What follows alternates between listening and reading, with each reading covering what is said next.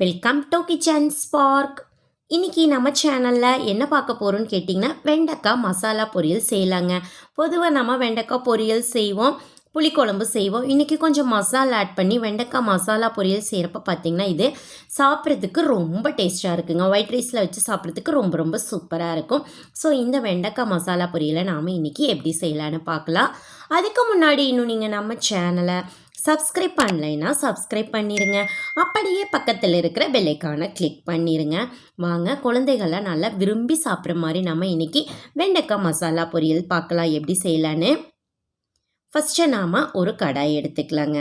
கடாய் காஞ்சதுக்கு அப்புறமா நம்ம ஆயில் போட்டுக்கலாம். ஆயிலும் காஞ்சதுக்கப்புறம் ஒரு டீஸ்பூன் அளவுக்கு கடுகு தாளித்து, கடுகு பொரிஞ்சதுக்கு அப்புறமா 1 டேபிள் ஸ்பூன் அளவுக்கு உளுத்தப்பருப்பும் 1 டேபிள் ஸ்பூன் அளவுக்கு கடலைப்பருப்பும் ஆட் பண்ணிக்கலாங்க. இது பொரியலுக்கு கொஞ்சம் சாப்பிட்றதுக்கு நல்லாயிருக்கும், கொஞ்சம் நிறைய ஆட் பண்ணிட்டிங்கன்னா. அதுக்கப்புறம் 2 பெரிய வெங்காயம் பொடியாக கட் பண்ணிக்கணும், 1 கொத்து அளவுக்கு கருகாப்பிலை இலை. பாருங்கள், இதையும் நல்லா வதக்கி விட்டுலாங்க. வெங்காயம் உங்களுக்கு நல்லா வதங்கி வரட்டும்.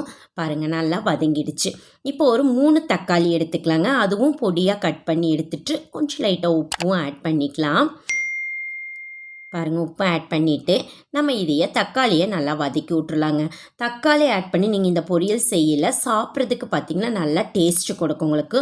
பாருங்கள், நல்லா எண்ணெய் பிரிஞ்சு வந்துருச்சு.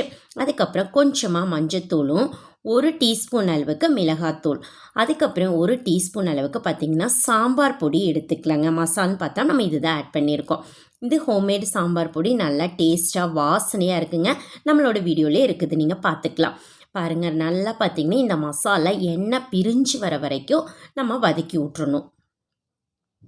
பாருங்கள், நல்லா எண்ணெய் பிரிஞ்சு வந்துருச்சு. இந்த டைமில் நம்ம பார்த்திங்கன்னா நான் இன்றைக்கி ஒரு 250 கிராம் அளவுக்கு வெண்டைக்காவை இந்த மாதிரி ரவுண்டாக கட் பண்ணி எடுத்துருக்குறேன். பாருங்கள், இந்த மாதிரி கட் பண்ணி எடுத்திங்கன்னா உங்களுக்கு பார்த்திங்கன்னா கொஞ்சம் வலுவழுப்பு தன்மையும் கம்மியாக இருக்கும். பாருங்கள், இந்த அளவுக்கு இருந்தால் கரெக்டாக இருக்கும் இந்த பொரியலுக்கு. இப்போ இதை நம்ம நல்லா மிக்ஸ் பண்ணி விட்டுக்கலாம். நீங்கள் ஆல்ரெடி உடனே எடுத்தோன்னே உப்பு ஆட் பண்ண வேண்டாங்க. ஒரு ஆஃப் வேக்காடு ஆனதுக்கு அப்புறமா நம்ம உப்பு ஆட் பண்ணிக்கலாம். பாருங்கள், இந்த மாதிரி நல்லா மிக்ஸ் பண்ணி விட்டுட்டே இருக்கணும். அடுப்பை நீங்கள் ஹை ஃப்ளேமில் வச்சுட்டே குக் பண்ணிக்கலாம். பட் கைவிடாமல் இந்த மாதிரி பார்த்திங்கன்னா மிக்ஸ் பண்ணிகிட்டே இருக்கணுங்க, அடி பிடிச்சிடாமல்.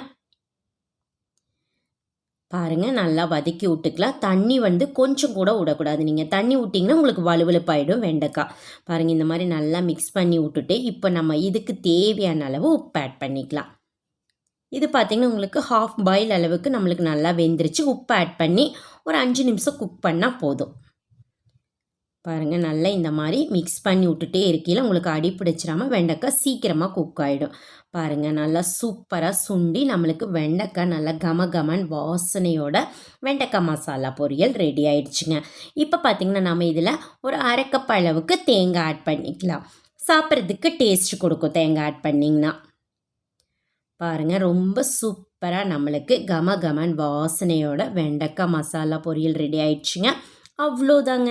இதை நம்ம இப்போ சர்வ் பண்ணிக்கலாம். பாருங்கள், நல்லா கலர்ஃபுல்லாக நம்மளுக்கு வெண்டைக்காய் மசாலா பொரியல் ரெடி ஆயிடுச்சுங்க.